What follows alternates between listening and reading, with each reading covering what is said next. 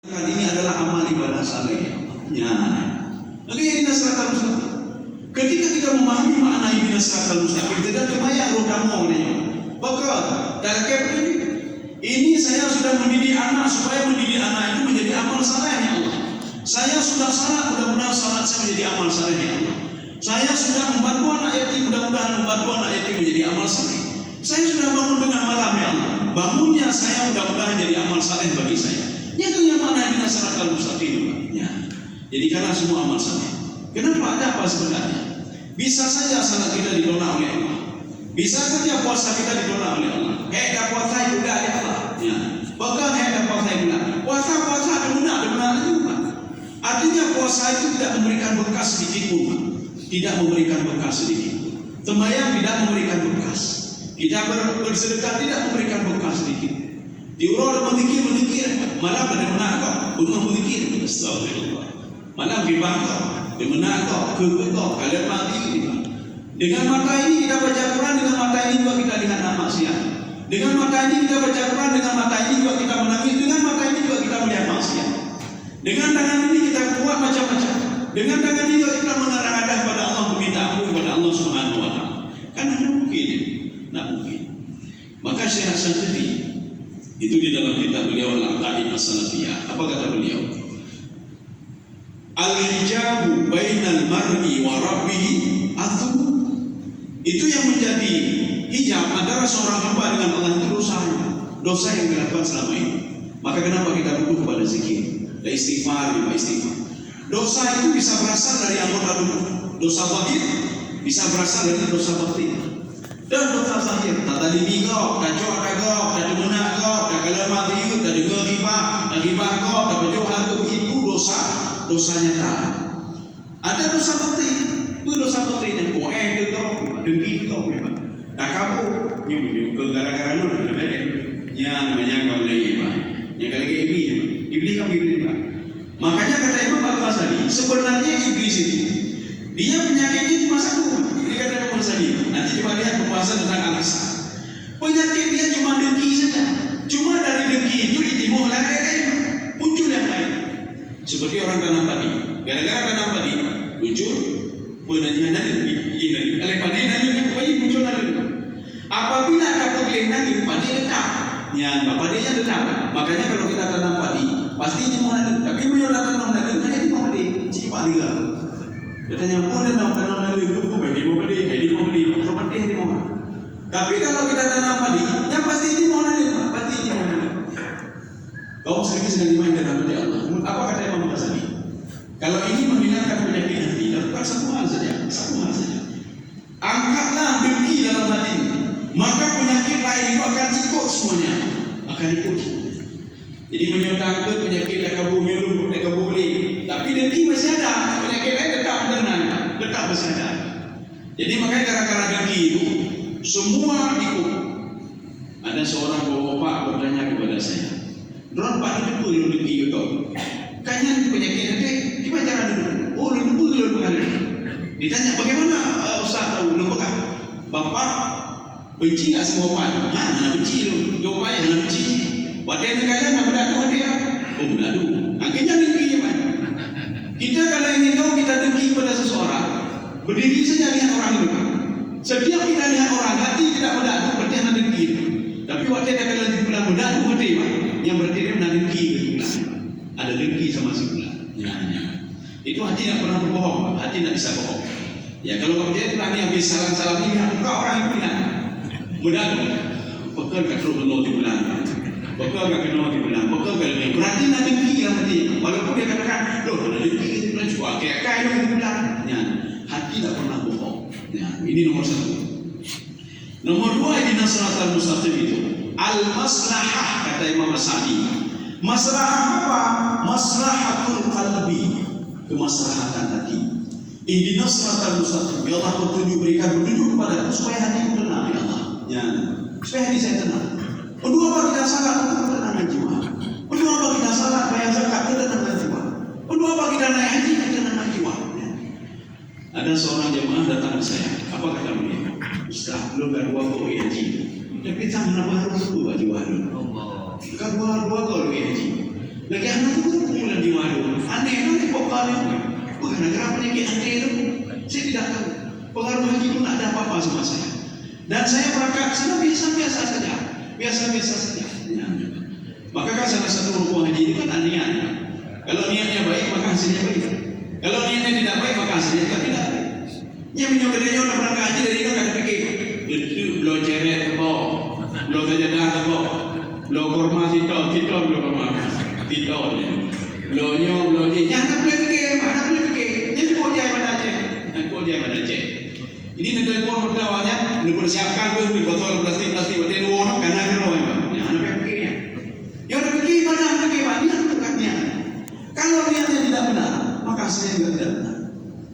Teman saya dijual turun dan yang kebun pulaunya, pulau jiu, yang pulau di kota. Aku udah pikiran dari bukan dia. Kau pikir aja kamu naik haji itu pikir dulu. Ya, kan mahasiswa kan biasa gitu. Akhirnya pulau laptop ibu, habis pulau dulu. Ketika mau berangkat akhirnya apa? Paspor dia itu nggak bisa dikembalikan oleh kedutaan. Anak jadi berangkat, itu keren. Soalnya ini kan lagi, ini yang kita lepas. Akhirnya laparan lebih tak kurang bermain. Haji dan jalan. Kau sendiri sedang jemaah dirahmati Allah Subhanahu Wa Taala. Maka muara kita itu dalam beribadah, maslahatul qalbi. Ini kita pergi ke masjid salah sebuah apa? Maslahatul qalbi. PKB saja mesti hati mendalam. Ini maksudnya kita duduk, kita berzikir untuk ketenangan jiwa. Kita bayar zakat ketenangan jiwa. Kita pergi umrah ketenangan jiwa. Jadi kan gara-gara ada kamu datang ke sini, makin susah ini Pak, makin susah ini. Ini berarti masalah. Kemudian selanjutnya maslahatun akhlaqiyah. Itu maknanya di siratal mustaqim. Ya Allah berikan kemaslahatan akhlak etika bagi saya ya Allah. Saya beribadah supaya etika saya berubah. Maka kata Imam Ghazali di dalam kitab beliau, Ihyaul Mu'minah. Kalau ingin melihat bagaimana tingkah laku hati orang itu, lihat saja tingkah lakunya. Ingin melihat isi hatinya, lihat saja tingkah lakunya. Maka kita tidak sadari. Rasulullah SAW ketika sedang duduk bersama sahabatnya, sedang mengajarkan sahabatnya bagaimana psikologi seorang itu. Rupanya dalam Islam ada juga ilmu psikologi. Ini beda-bedanya teori barat dan lain sebagainya tidak. Dalam teori Rasulullah ada juga. Ketika sedang salat, Rasulullah melihat ada seorang muda yang salat. Apa kata Rasulullah? Anak khusyuknya. Sahabat heran. Rasulullah pada itu anak khusyuk. Khusyuk itu kan pada hati. Yang penting dia tidak khusyuk. Bagaimana cara kau mengetahui ya Rasulullah? Coba lihat kata Rasulullah. Lau khasha'a al-qalbu la khasha'at al-jawarih. Kalau seandainya dia khusyuk, ya kalau lau khasha'a al-qalbu, kalau hatinya khusyuk, maka anggota tubuhnya juga khusyuk. Yo sedang semayang lelai macam tu. Biasanya yang mana jaga jerawat, sedang semayang jerawat. Gimana cara khusyuk mereka? Maka artinya Imam Ghazali mengambil teorinya begini. Kalau ingin mengetahui hati seseorang itu, lihatlah tingkah lakunya. Menyuruh galak kerugi, nanti urung kayak kaya. Menyuruh galak kerugi, menyuruh galak demen kalau hatinya berarti rusak hatinya. Orang suka lihat maksiat berarti hatinya rusak. Orang suka ambil punya orang berarti hatinya rusak. Dari mana kita tahu tingkah lakunya? Tingkah lakunya. Beliau mengatakan juga, al-qalbu mithlul malik, hati itu seperti raja. Hati seperti raja. Kalau hati budak, anggota tubuh semua budaknya. Yang menyuruh raja budak, pindah, gabungnya Pak, tangan gabung, semua gabung. Kalau hati tenang, semua akan tenang. Maka Rasulullah SAW begitu juga Umar bin Khattab radhiyallahu anhu. Tidur kan di mana saja tidur. Maka hati kan tenang. Ketika hati tenang, dengar mengapa dengar. Kita ada seperti yang dengar. Jika ada orang kalau mengabadikan orang barang apa orang itu orang gila itu di dalam sampah di luar hebat. Bahkan nanti kan tenang. Tersenyum. Tersenyum berarti hatinya tenang. Yang senyum. Kau semisal iman dalam Allah Subhanahu Wa Taala. Ini. Yang ketiga, makna di siratal mustaqim, maslahah dunyawiyah wa ukhrawiyah. Ya Allah berikan kemaslahatan kepada saya di dunia dan akhirat ya Allah. Kemaslahatan. Masalah dunia mudah. Akhirat anak berdaya katanya. Karena perjalanan itu juga panjang sekali. Kemudian di alam barzah itu panjang sekali waktunya. Di padang mahsyar panjang sekali waktunya. Kalau dibandingkan dengan waktu di dunia ini dan di dalam kandungan tidak lebih 9 bulan. Kecuali ada orang kandungan. Jadi tidak sekolah kat guru lu hai lebih lu mengajar dalam haji tak ada biji harus lebih dipaksa harus lebih Pak. Jadi kita sudah makan di restoran sudah habis nasi. Lu dah guna haji harus lebih tahu lain memang ya. Kita begitu juga belum jahai lebih haji lebih Pak. Di dunia begitu juga.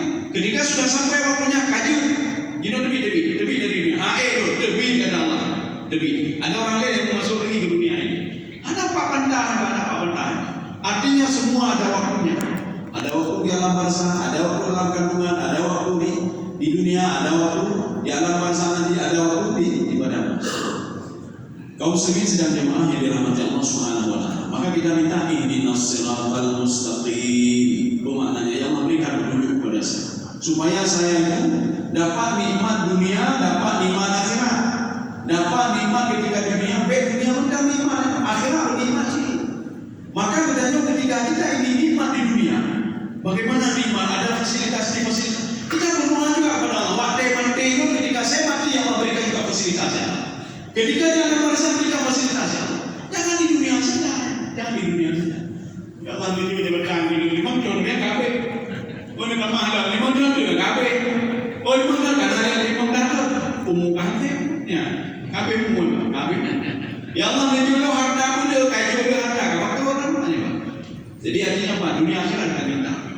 Paling tak kita itu menikmati dunia, menikmati juga akhirat. Makanya kematian itu sebuah kenikmatan juga. Beda fikir ketakutan.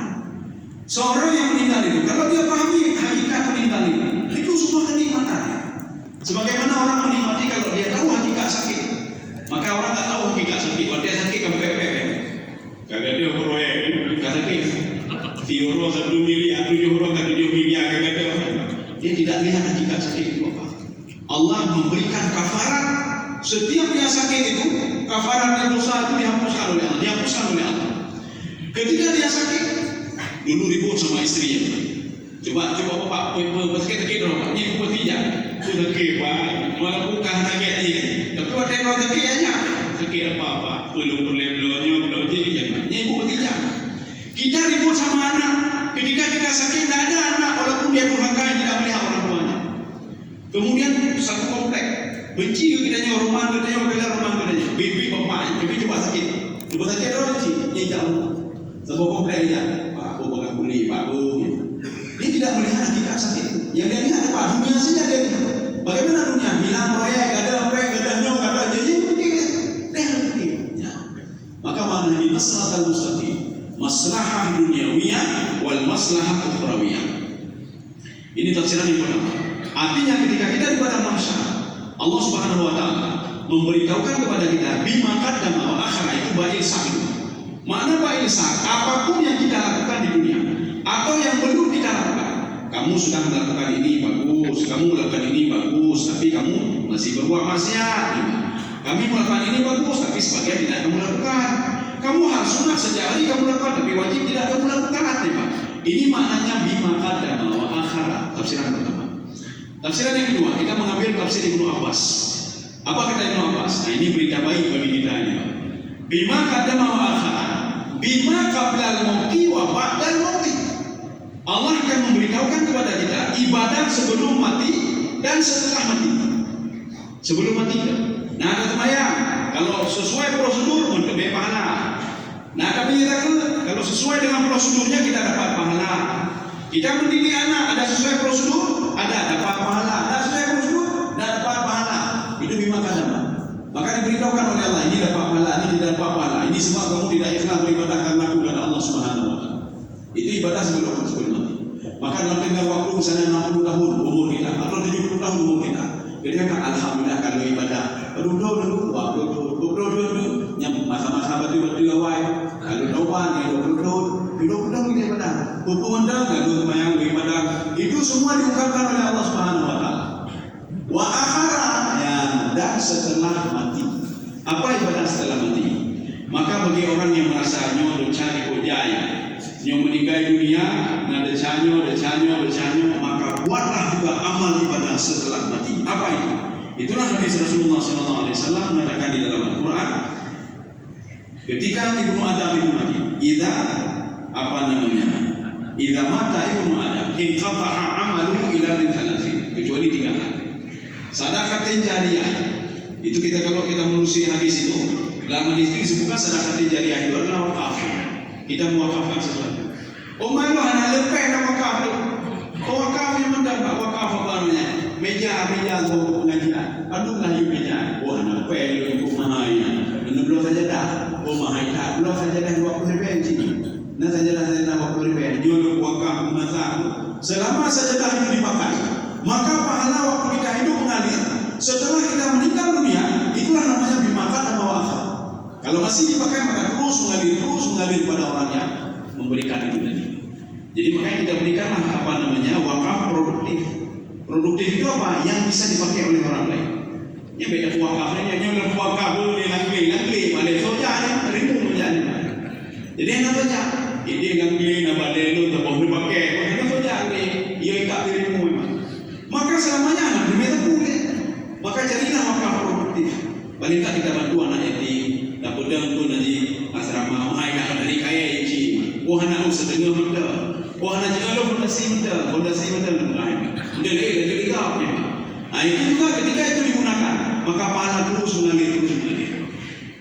Salah katanya, au ilmin yuntafa'u bihi. Ilmu yang bermanfaat itu juga pahala yang mengalir ketika kita sudah mati.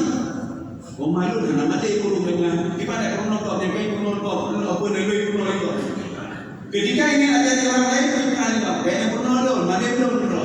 Ya, yang kita ajarkan. Kita mencari cara ini. Ajarilah anak kandung kita sendiri, ajari dia baca Quran, ajari dia menghafal Quran, ajari dia doa, ajari dia cara berwudu. Bahan itu sudah kita pahala. Yang baik sampai orang lain kita pahala bahan itu dia. Kajian lebih les pun lagi 50 dan les sebagainya. Aneh itu cara gara-gara orang tadi. Ini ada nanti rumah mana ada jopeng. Cuma anak ini ketika dia dewasa, yang teringat gurunya teringat. Guru lu kayak penuh anak orang apa guru saya mengajarkan saya apa tas hai penuh apa. Anak teringat nggak pernah teringat daripada orang tuanya. Yang teringat pada guru. Maka kesempatan inilah yang kita ambil. Ilmu yang bermanfaat. Nah, cara berwudu begini nak ya, walaupun yang mudah dan pun. Nah, cara salat begini ya, kamu beribadah. Ketika anak ini beribadah sesuai dengan yang kita katakan, dia berwudu sesuai dengan kita katakan, kita meninggal dunia dapat pahala kata Rasulullah. Pahala kita sama seperti dia, tidak dikurangi oleh Allah sedikit pun tidak dikurangi oleh Allah. Kalau dia salat 27 bedanya menjadi 27. Ya. Kenapa? Gara-gara kita menyuruh anak itu salat, dia pergi salat. Waktu kita meninggal dunia dia masih salat juga. Pahala terus mengalir kepada kita. Aw ilmin yuntafa'u bihi aw waladin salihin yad'una. Atau anak yang saleh. Ya, di dalam tafsir Sya'rawi beliau mengangkat sebuah riwayat. Riwayat ini mungkin tidak asing lagi bagi kita. Ada seorang pemuda ketika dia mau meninggal dunia, dia melihat semua maka dia madu kejahatan dia madu utang kejahatan dia madu. Tapi waktu di dunia utang nabi utang blank. Tapi waktu yang diutang utang nanti pula. Rupanya pemuda itu meninggal dunia. Terbayang sama dia apa? Ini pada masyarakat itu. Rupanya ketika dibangkitkan pada masyarakat, nah itulah uniknya hadis-hadis Rasulullah. Allah mengatakan dalam Al-Quran, wa ma huwa 'alal ghaibi bidhanin. Itu Muhammad itu tidak pernah cerita hal lain. Hal yang belum terjadi sudah saya beritahukan, tetapi dia memberitahukan lagi kepada umatnya. Nanti kata Rasulullah akan ada seorang pemuda bangkit pada masa tidak ada lagi dosa lagi. Waktu dia bangkit ya Allah dosa itu mau ada lagi kok. Awak ikutnya yang lalu dalam petik bukan dosa besar. Waktu itu apa Allah mengatakan? Kamu tahu nggak? Kamu punya anak yang saleh. Nggak tahu kan kamu punya anak kamu setiap hari berdoa kepada Rabbil firli wa liwalidayya warhamhuma kama rabbayani shaghira. Saya tidak tega kata Allah, anak kandungmu berdoa untuk ayah kandungnya sendiri. Setiap hari maka saya angkat dosamu. Besok dia berdoa lagi Rabbil firli wa liwalidayya. Saya angkat. Yang ini adalah saleh. Sehingga kejahatan tidak ada lagi kata Allah Subhanahu wa taala. Gara-gara doa anak yang saleh. Yo bicara tu lagi kepek dia ada apa? Ya ada kuliah atau kuliah. Tapi anak manfaat tu. Ya, tidak ada manfaat sedikit pun kita ambil dari anak. Maka kita tutup apa nama kata Imam As-Sa'di dalam tafsir beliau. An-ni'matu ma yantafi'u wa laysa ma yaqtadi. Jadi nikmat itu apa? Sesuatu hal yang bisa kita ambil manfaat. Kalau nggak bisa ambil manfaat itu bukan nikmat. Dan nikmat itu bukan yang kita miliki. Kita bisa memiliki anak banyak tapi nggak ada manfaat. Berarti anak itu bukan nikmat bagi kita. Kita bisa memiliki harta banyak, tapi apa? Tidak bisa membantu kita. Berarti bukan nikmat itu namanya. Yang nikmat itu bisa mengambil manfaat dari sesuatu. Kita salat bisa mengambil manfaat dari salat itu. Berarti nikmat salat itu. Kita bersedekah bisa mengambil sesuatu dari sedekah. Itu dengan jiwa. Berarti itu nikmat. Tetapi apa? Kita salat, kita bangun malam, kita baca Quran, tetapi tidak bisa kita ambil manfaat. Kita cuma bisa ngomong apa? Saya tahajud, saya sedekah, tapi tidak ada manfaat. Bagaimana tidak ada manfaat? Sedekah itu tidak memberikan pengaruh sama sekali bagi kita. Berarti sedekah itu bukan nikmat bagi kita. Halaka anni maliyah. Itu tetapi orang yang nanti kita akan mengatakan, harta saya tidak bisa menolong saya, salat saya tidak bisa menolong saya, ibadah-ibadah juga tidak bisa menolong saya. Mudah-mudahan ada manfaat bagi tuan dan ibu sekalian. Subhanallah bihamdika, asyhadu an la ilaha illa anta, astaghfiruka wa atubu ilaik. Assalamualaikum warahmatullahi wabarakatuh.